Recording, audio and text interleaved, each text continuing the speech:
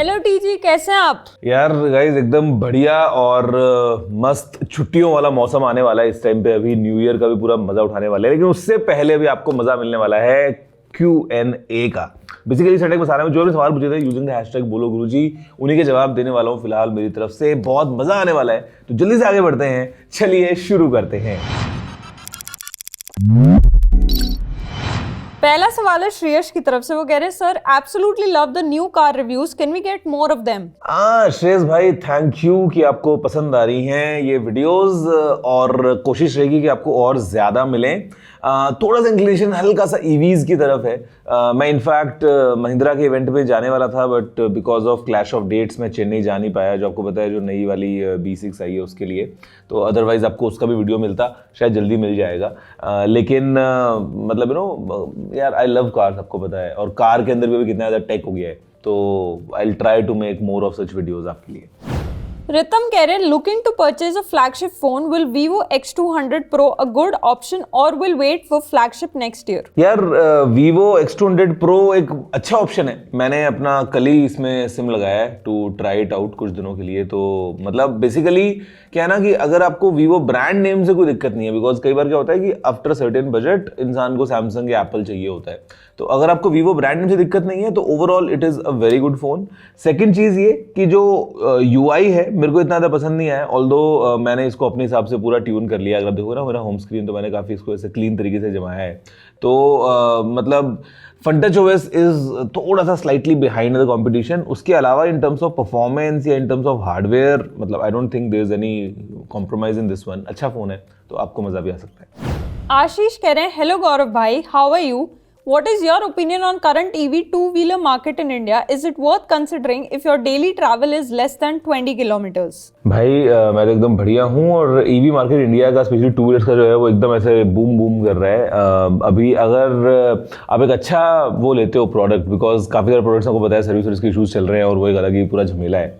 लेकिन हाँ, if you pick the right product और चार्जिंग को लेके there is no headache with you, और डेली 20 किलोमीटर अगर कम्यूट है तो आई थिंक यार ईवी मेक्स सेंस। मतलब इनफैक्ट 20 से ज़्यादा का भी है तो भी ईवी मेक्स सेंस। काफ़ी अच्छे टू व्हीलर्स जो हैं वो इंडिया में मिल रहे हैं आपको अभी। तो yes, you can look at that. Sangamesh जानना चाहते हैं गौरव भैया, इस साल का best versus worst tech products purchase का वीडियो बना रहे हो क्या? संगमेश भाई बना चुके हैं, अभी एडिट पे है और आपको बहुत जल्दी मिलेगा। काफ़ी ज़्यादा नुकसान भी हुआ इस साल और काफ़ी ज़्यादा पैसा सही जगह पे भी लग गया काफ़ी अच्छे अच्छे प्रोडक्ट्स के साथ में। तो आपको जो पूरा वीडियो है वो बहुत जल्दी मिलने वाला है। हिरल कह रहे हैं ट्रांसफरिंग डेटा थ्रू लाइट का फ्यूचर है? यार लाइफाई का ना, लाइट फिडेलिटी बेसिकली, इसका मैंने एक वीडियो बनाया था मेरे ख्याल से 7-8 साल पहले, if I am not wrong. तो मतलब कॉन्सेप्ट है, कहीं पे हो सकता है यूज भी होता हो, बट जैसे वाईफाई के उसमें अगर हम देखते हैं ना कि जैसे ऊपर बल्ब से डेटा आ रहा है और नीचे फोन में यूज कर रहे हैं, मतलब थ्योरेटिकल काफी अच्छा लगता है, बट कितना ज़्यादा प्रैक्टिकल हो पाएगा फ्यूचर में, मतलब आई डाउट यार थोड़ा सा, मतलब अभी के लिए। और कंसिडरिंग थोड़ा टिपिकल है इसका setup compare to normal wifi या ब्लूटूथ वगैरह, तो वो एक थोड़ा सा इशू रहेगा। वेब ऑफ कह रहे हैं सर, एनार्क वॉच पे अपना रिव्यू दीजिए। बहुत सारे ऐसे लोग हैं जो बिना सोचे समझे 7,000 एक ऐसे प्रोडक्ट पर लगा रहे हैं जो इतनी वैल्यू भी नहीं दे रहा है, और विवाद की टेंशन ना लीजिए, टीजी फैमिली को किसी से डर नहीं लगता। यार विवाद की तो कभी टेंशन ली नहीं मेरे भाई, और जहाँ तक बात है डरने की, मैं तो बीच में एक बार सोच रहा था कि रोहित भाई जो है हमारे मतलब स्टूडेंट हैं यार, और जो पूरा ये लीगल वीगल का पंगा वगैरह, मन तो कहता है एक बार की वीडियो मैं लगा दूँ फिर देखते हैं कौन लीगल डालता है, हम भी देख लेंगे फिर यहाँ पे। लेकिन मतलब यू नो बेसिकली सीन क्या है ना कि मैं अपने आप को कंट्रोल नहीं कर पाऊंगा और फिर मैं फिल्टर नहीं कर पाऊंगा कुछ चीज़ें, इसलिए पंगा है। और जहाँ तक बात है आपकी कि बहुत से लोग अपना पैसा लगा रहे हैं बिना सोच समझे, ऐसा नहीं है भाई, लोग बहुत समझदार हैं। आप सब जो व्यूअर्स हो, आप प्रॉपर एनालिसिस करके ही अपना कहीं पैसा डालते हो, फिर चाहे आप एक 500 रुपये का कुछ आइटम लो या 50,000 का आइटम लो। और स्मार्ट बैंड को स्मार्ट वॉच कहना सबसे बड़ी तो गलती यहीं पे ही है। बट एनीवे चलो सब छोड़ो साइड में, मूड पे डिपेंड करता है भाई। देखो फ्यूचर में यू नेवर नो, मूड से क्या पता कुछ हो जाए, बाकी क्या बोल सकते हैं। बाकी डरने में तो आपको बताइए कोई टेंशन है ही नहीं। मतलब मैं तो सही में उस जोन में था एक बार के लिए कि मैं लगाता हूँ वीडियो एंड फिर देखते हैं कि किस में हिम्मत है लीगल वाला काम करने की। बट चलो देखते हैं वो भी। प्राची जानना चाहते हैं which iPhone is best 13, 14, 15 according to camera और बैटरी लाइफ अंडर बजट। यार अंडर बजट और कैमरा मतलब देखो इसमें कोई डाउट नहीं है कि 15 बेटर है 14 बेटर है 13 से। अब आपका बजट कितने में क्या मिल रहा है वो सब बातें तो आपको डिसाइड करनी है, बट हाँ in terms of order 15 is better than 14, 14 is better than 13, 13 is better than 12। Simple सा हिसाब किताब है। और ओवरऑल जो है वो 15 will definitely last you for long because लंबे टाइम तक उसमें आपको अपडेट्स वगैरह मिलेंगे। लव कह रहे हैं मैं आईफोन यूज कर रहा हूँ, मैं उसको फोल्ड से रिप्लेस करना चाहता हूँ बट फोल्ड को लेने से डर रहा हूँ, क्या करूँ?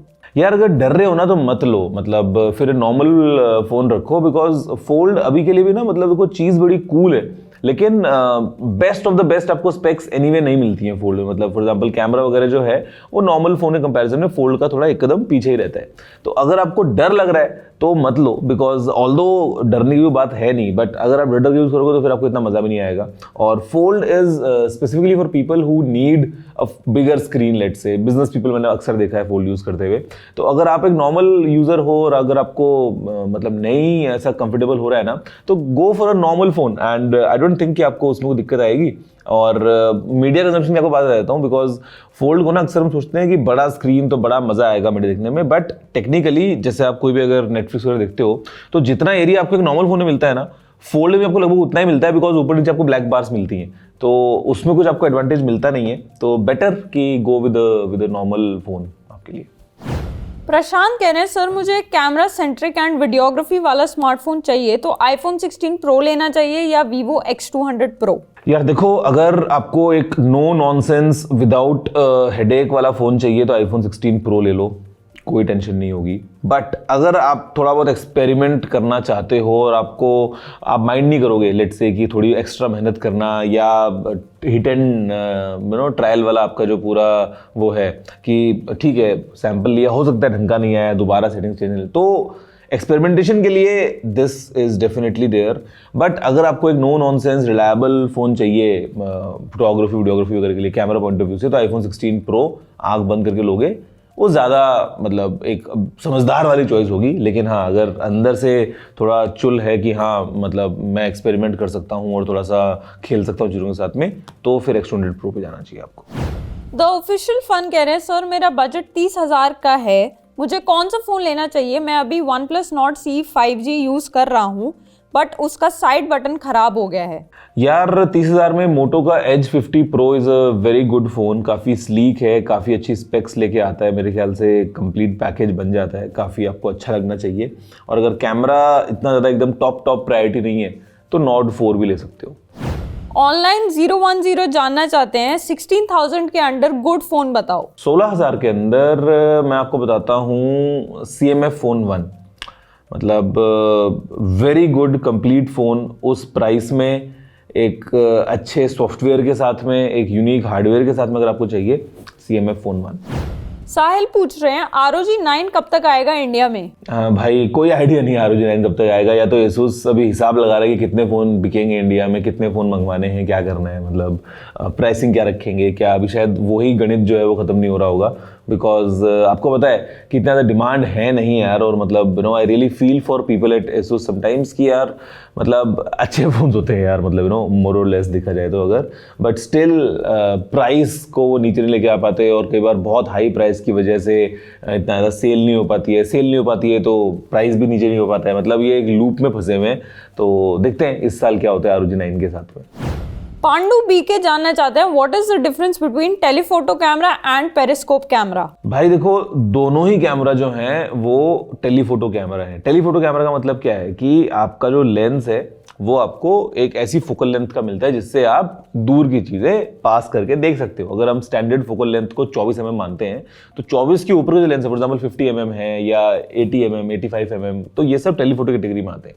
अब पेरिस्कोप क्या है, ये एक अलग मैकेनिज्म है टेलीफोटो सिस्टम को अचीव करने का। बेसिकली क्या होता है, अगर एक नॉर्मल स्टैंडर्ड हम बोलते हैं कि इस फोन में है 2x ऑप्टिकल जूम, तो आपका नॉर्मल कैमरा जो है वो ऐसा है कि सेंसर लगाए, उसके आगे लेंस का एलिमेंट लगाए और ऐसा लगाए कि वो आपको 2x इक्विवेलेंट फोकल लेंथ के ऊपर आउटपुट दे पा रहा है। अब मान लो कि आपको जाना है 10x जूम पे जाना है। अब 10x जूम के लिए जो आपको आगे वो लेंस का पूरा सिस्टम लगाना पड़ेगा ना, उसकी जो थिकनेस है वो बहुत ज़्यादा होगी एक फ़ोन की बॉडी के हिसाब से।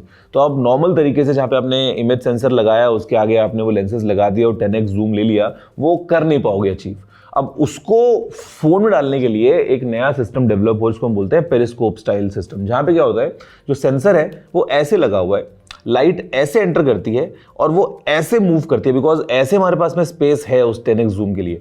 तो बियॉन्ड अ पॉइंट, मतलब जैसे लेट्स से 3x वगैरह के बियॉन्ड अगर हम बात करते हैं जूम करने की मोबाइल फोन्स में ऑप्टिकली, तो उसके लिए you would need to have a periscope style system, जो हमने अक्सर देखा है 10x वाला पेरिस्कोप, 6x, 3x, 5x वगैरह वगैरह। तो हैं दोनों ऑप्टिकल जूम, हैं दोनों टेलीफोटो सिस्टम। एक जो है वो स्टैंडर्ड लेंसेज जैसे लगे होते हैं अरेंजमेंट में, उसके थ्रू बनता है, और दूसरा जो होता है उसमें एक पेरिस्कोप का काम मिल जाता है, यहाँ पे लाइट आके बेंड होती है। ये एक बेसिक गणित है। लास्ट क्वेश्चन है जुगिन की तरफ से। वो कह रहे हैं भाई मैं कंफ्यूज हूँ, सैमसंग S24 अल्ट्रा बाय करूँ या Google Pixel 9 Pro XL buy करूँ। मुझे गूगल पिक्सल 9 प्रो एक्सेल 70,000 में मिल रहा है नया, प्लीज मुझे बताओ कौन सा फोन अच्छा रहेगा, कैमरा और बैटरी इंपॉर्टेंट है। यार देखो, अगर आपको 70,000 में पिक्सल 9 प्रो एक्सेल मिल रहा है नया, तो पिक्सल 9 प्रो एक्सेल ले लो, बट मेक श्योर ये कोई झोल ना हो रहा हो आपके साथ में, बिकॉज प्राइस काफ़ी कम लग रही है। अदरवाइज बैटरी अच्छी है इस बार के पिक्सल फोन्स में। माइनर आपको हल्के फुल्के बीच में हीटिंग वीटिंग के थोड़े बहुत इश्यूज वगैरह आ सकते हैं, लेकिन overall it's a good phone all together. अगर मैं आपकी जगह पे होता और अगर बजट का इशू नहीं होता तो मैं S24 अल्ट्रा ही पिक करता, लेकिन क्योंकि आपको एक इतनी अच्छी डील मिल रही है इसलिए मैं बोलूंगा कि पिक्सल 9 प्रो एक्सेल ले लो। अदरवाइज अगर प्राइस सिमिलर है या व्हाटएवर, तो फिर S24 ultra happens to be a more complete smartphone. ये मेरा ओपिनियन है। That's it.